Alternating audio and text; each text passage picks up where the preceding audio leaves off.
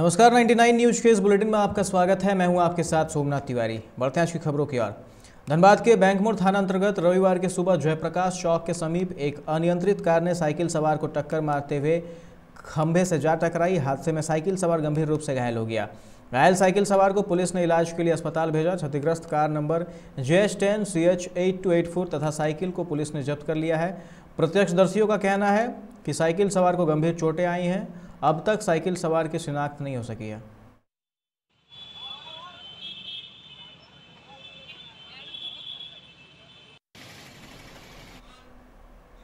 बैरमो के तेनूघाट में जन सहयोग स्वच्छता अभियान के बैनर तले पूर्व मंत्री माधव लाल सिंह ने स्वच्छता अभियान चलाया। इस दौरान तेनूघाट के ऊपरी सड़क, श्रमिक पार्क, मुख्य पथ सहित अन्य जगहों की साफ सफाई की गई। पूर्व मंत्री माधव लाल सिंह ने कहा कि तेनूघाट बांध से आज सरकार को अरबों रुपये राजस्व की प्राप्ति होती है, लेकिन देखने से ऐसा लगता है कि यह जगह मरुभूमि हो गई है।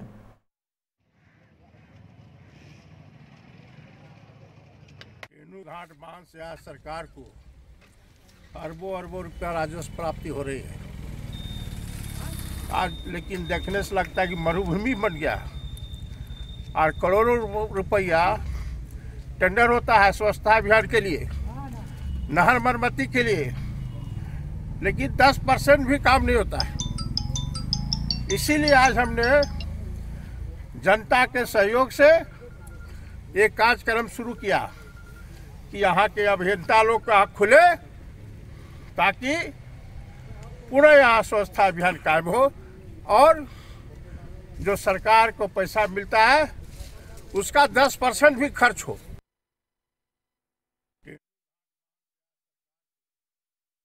झारखंड के पलामू में पंजाब नेशनल बैंक के लॉकर में रखे ग्राहकों के गहनों को निकालकर बैंक अधिकारियों की ओर से गिरवी रखने के मामले में पुलिस को बड़ी सफलता मिली है।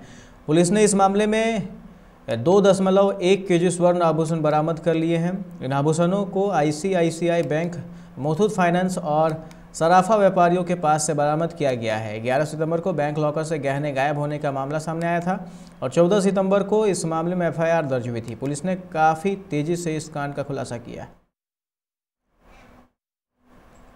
लोहरदगा के पेसरार प्रखंड धुंदरू गांव और गुमला के विशुनपुर के जुड़वानी कोराकोना जंगल में माओवादियों व पुलिस के बीच जबरदस्त गोलीबारी हुई है। इन इलाकों में भाकपा माओवादियों के शीर्षस्थ नेता रविंद्र झुंझू का दस्ता मौजूद होने की सूचना पर पुलिस अभियान चला रही है। मुठभेड़ में किसी के हताहत होने की सूचना नहीं है। झारखंड लोक सेवा आयोग ने 7वीं से 10वीं संयुक्त सिविल सेवा प्रारंभिक परीक्षा में पास 49 अभ्यर्थियों का रिजल्ट रद्द कर दिया है। इनमें 38 अभ्यर्थियों साहिबगंज और लोहरदगा जिले के उन 2 परीक्षा केंद्रों से संबंधित हैं जहां सीरियल नंबर से सभी पास घोषित किए थे। इनके अलावा 11 अन्य अभ्यर्थियों के भी परिणाम रद्द किए गए हैं। झारखंड के पश्चिमी सिंहभूम के मझारी थाना क्षेत्र के गोटो टोंगरी में एक व्यक्ति जंगली भालू के हमले का शिकार हो गया।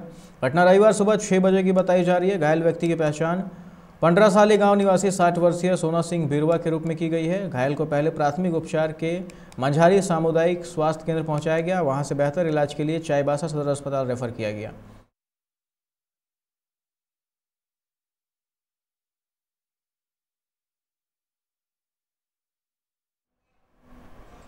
नीति आयोग ने बिहार के 4 जिलों को शिक्षा के क्षेत्र में बेहतरीन उपलब्धि के लिए बधाई दी है। झारखंड के दुमका के बाद नीति आयोग ने मुजफ्फरपुर, औरंगाबाद, बांका और शेखपुरा जिलों की रैंकिंग देश के राज्य में क्रमशः दूसरे, तीसरे, चौथे और 5वें स्थान पर करते हुए इन जिलों को परिवर्तन का चैंपियन घोषित करते हुए बधाई दी है। बिहार में पिछले 2 दिनों से ठंड में तेजी से वृद्धि हुई है। पूरे प्रदेश में उत्तरी पश्चिमी हवा का प्रभाव बढ़ा है। पर्वतीय क्षेत्रों से आ रही ठंड हवाओं के प्रभाव से सूबे के अधिकतर शहरों में न्यूनतम तापमान में गिरावट आई है। पटना, भागलपुर, गया और पूर्णिया में अधिकतम तापमान में 2 से 2.5 डिग्री की गिरावट आई है।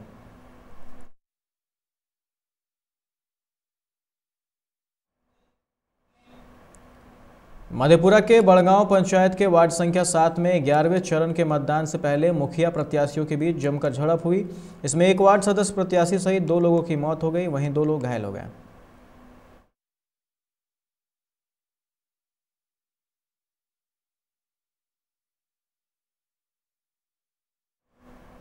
बिहार में पंचायत चुनाव के अंतिम 11वें चरण का चुनाव आज हो रहा है। राज्य के 20 जिलों के 38 प्रखंडों में होने वाले मतदान में 17,286 पदों के लिए 63,718 प्रत्याशी चुनाव मैदान में हैं।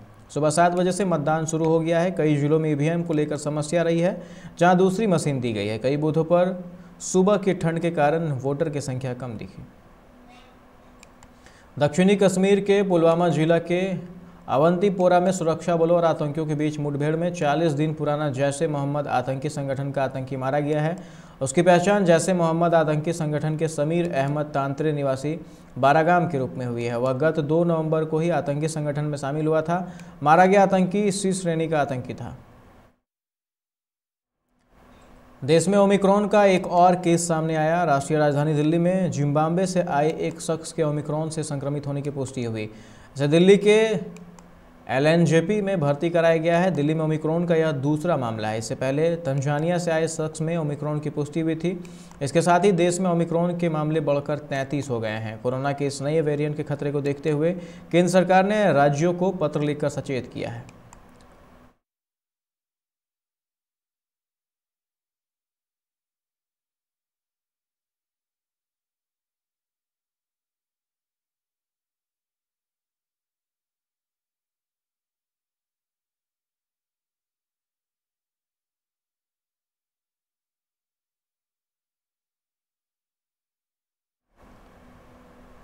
दिल्ली में सर्दी का सितम शुरू हो गया है। रविवार को न्यूनतम तापमान 6.4 डिग्री सेल्सियस रहा, जो राजधानी में इस मौसम का अब तक का सबसे कम तापमान है।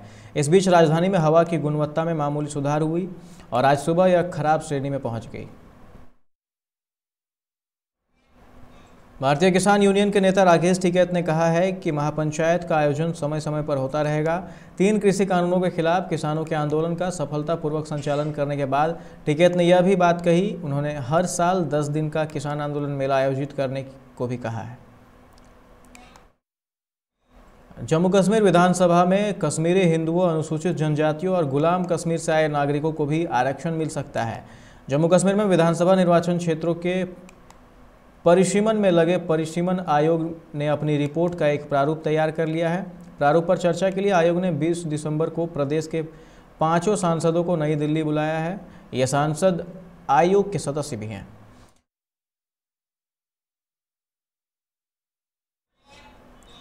इस बुलेटिन में फिलहाल इतना ही। तमाम खबरों के लिए आप देखते रहें 99 न्यूज। नमस्कार।